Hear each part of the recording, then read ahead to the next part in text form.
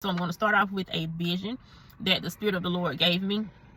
And listen, I don't usually have visions, but I've been having them lately. All right, so we know that, we're on a new level, a new dimension.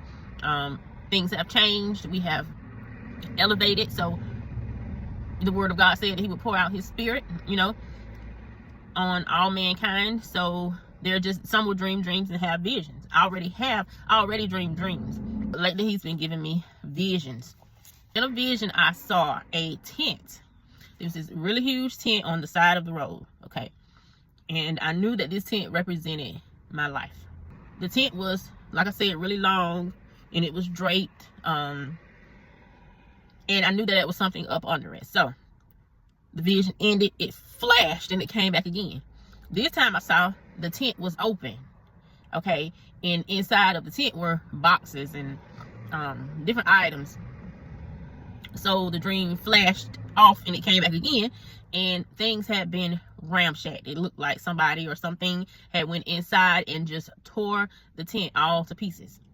Okay, everything was destroyed. Then the dream flashed again. It went dark and it came back.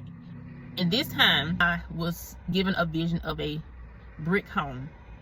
Okay, it was well established, secure, and nothing could get in. Seemed like perfect condition. And then the vision ended. Well, as I'm spending time with the Lord about this vision, He gave me the meaning of it, but I'm going to do the meaning of it toward the end and give you the scenario that He gave me. And that scenario is the 3 little pigs. They all had a goal, and the goal was to build a house. Okay, the first pig, he built his house with straw. And the story goes on to say he wanted more time to relax and play. So what he did was he used straw because he knew that he could get it done in a limited amount of time. It only took him 1 day to build his house. So, he went on telling everybody, I'm done. I've built my house now. And then they showed a picture of him laying in a chair with his legs kicked up, and he laid back asleep, being lazy or resting or what have you. And then the second little pig, he kind of had the same idea, but he did want his home a little more stable than his brothers, the first little pig. So he decided to use wood and twigs. Now, before they all got started, their brother told them, the third little pig, you want to build your house so that you can be safe. But, they were just like, oh, we don't have to do all of that. We can just, go ahead and quickly build our house, and do what we want to do. So he was like, cool. So the second pig, he built his house with sticks and wood.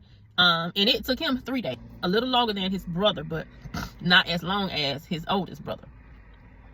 All right. So it was a little more stable. And then the wiser one, the older brother, he built his house with bricks and rocks. Now, his other 2 brothers, they were done, building their house. And they were kicked back, relaxed, having fun, playing, games and stuff out in the yard. And the wiser brother, he was still building his house. So it took him a minute. So by this time, everybody's done building their home. The enemy comes, the wolf comes. And, he knocks on the door to the first pig with the straw house. Let me in, let me in. Not by the hair of my chinny chin chin. So he puffed and blew the house down. So the first pig ran to the second brother. He went in, locked the door. Don't worry, the wolf is not going to be able to get in. Knocked on the door. Let me in, let me in. Not by the hair of my chinny chin chin. He puffed and puffed to that house in. So they took out and ran to the older brother's home. He let him in and locked the door and secure. He told him, don't worry, the wolf is not going to be able to get into this home because I built my house with brick and rocks. So the wolf came, knocked on the door. Little pig, let me in. Pig said, not by the hair of my chinny chin chin. He said, okay, well, I'll huff and puff and blow your house down. So he huffed and he puffed. He huffed and he puffed. He huffed and he puffed. But he could not blow that pig's house down. Why? Because he built his house on stone and with rock. Matthew 7:24-27 says, be like a wise man who builds his house on the rock. The rain fell, the floods came, and the winds beat on the house, but it did not fall because it was built on a rock. And then it goes on to talk about the foolish who built their house on sand, which were the first 2 brothers. The Lord is saying in this vision, it was in your tent days that you learned strategies, the whys and the why nots. Like Moses, it was in your tent days that God met you in that tent and you received wisdom, strategies, and encouragement. See, your tent days were temporary. And those were the days that you had the hardest time, you know, that you did a whole lot of struggling and all this stuff. But it was also the days that God met you, that you spent a lot of time with the Lord. So what God is saying to us is our tent days are over. The tents also represented the temporary. Okay, so the things that are temporary are over. Okay, in the brick house, it represented something that was permanent. Remember, it was built on with stones and rocks, so it was built on the rock. And those things are solid. They remain. Okay, so your tent days were the temporary days. In the brick house represents the permanent days. The days that you are walking into right now, your promised land. And see, so the enemy's not going to come, you know, the same way at this point, because he knows he can't penetrate the walls, because your walls have been fortified. You are secure and you are sure-footed and you are safe. You are safe in the arms and the hands of God. So what he's going to do is he's going to try another way to come in, which is what he did. So the wolf saw an entrance through the chimney. Listen to this revelation. So he climbed up on the house and he decides he wants to climb down into the chimney. There was a fire that was lit in this fireplace of the third little pig.